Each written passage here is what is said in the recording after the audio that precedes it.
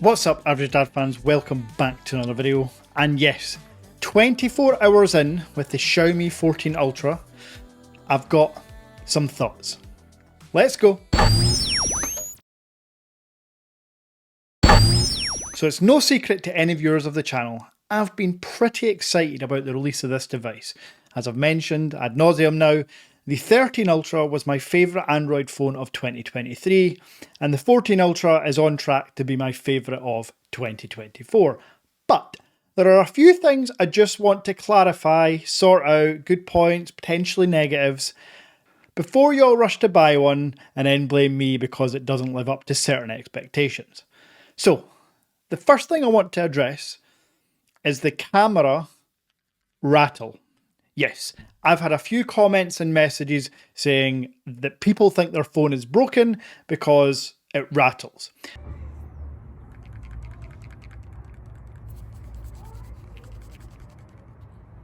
This is not uncommon, this actually has to happen. When a phone rattles, believe it or not, it is actually a positive and a good thing about your device. The rattling comes from the camera sensors, and specifically the OIS. The optical image stabilization has to be loose. That's the whole point of OIS. And that noise you're hearing is simply just it rattling, hitting against the cushioning inside the device. Now, the higher the rattle means you might have more than one lens with OIS. Also, on the Xiaomi 14 Ultra, you've got that 1-inch type center. So all the sensors on this device are actually bigger than any of its competition. So yes, the rattling is there, but it's actually a positive.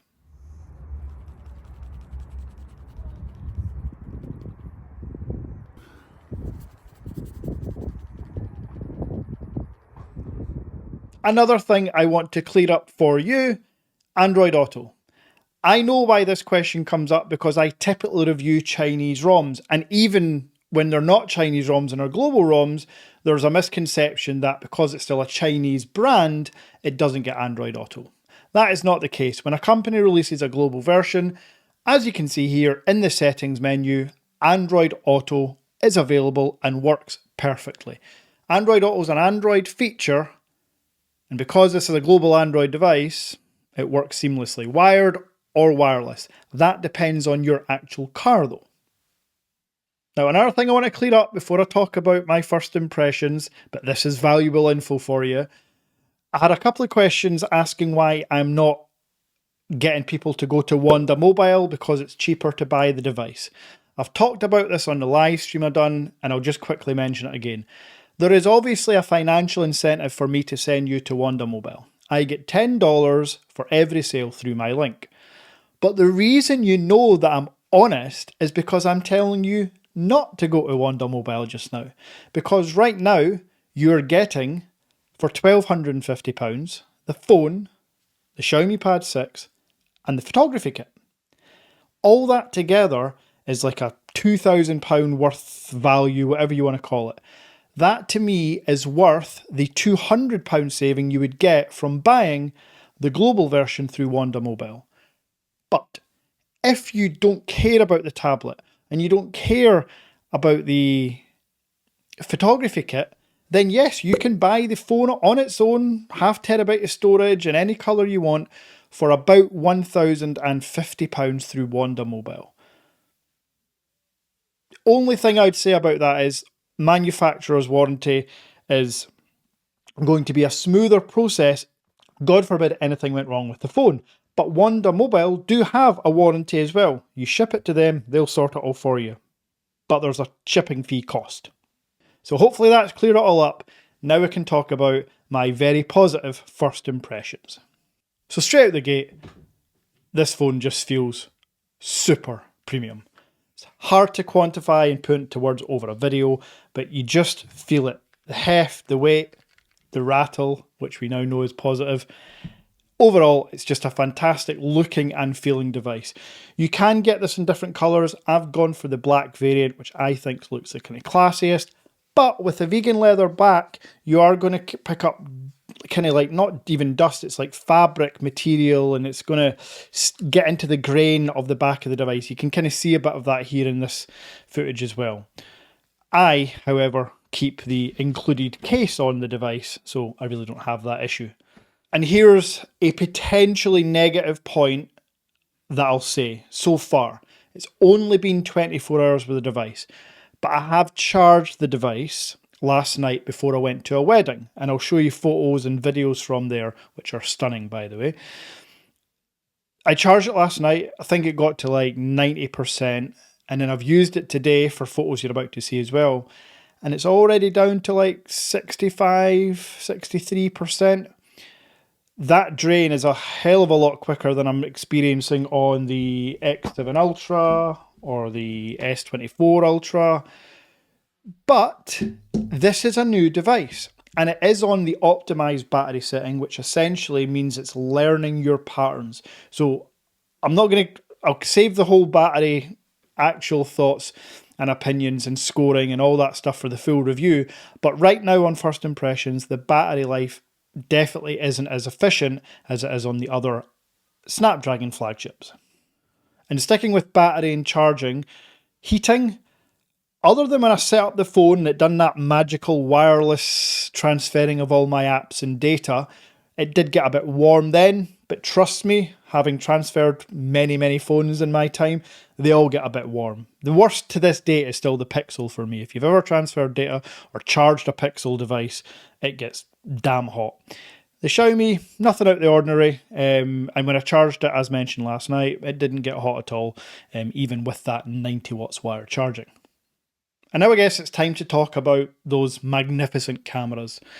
I did promise that I'd get some night shots for the full comparison. Well, you're getting a treat here because there's some night shots, some low light video, day shots, portraits, 120 frames per second video, slow motion video. All of that is about to come up. I'm not going to talk through it all in great detail. I am just going to simply play a little montage for you to see. I've used every lens here, so you can let me know in the comments what you think about the colours, the sharpness. I personally, before you see them all, I really like it. In fact, I really love the cameras on this device. So here you go. I'll be back soon.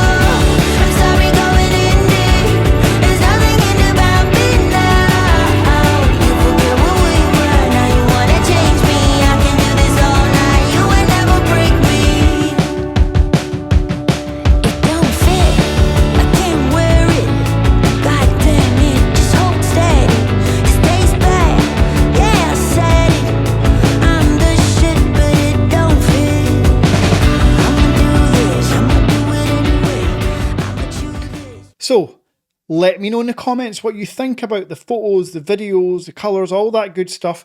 I always like to hear your thoughts.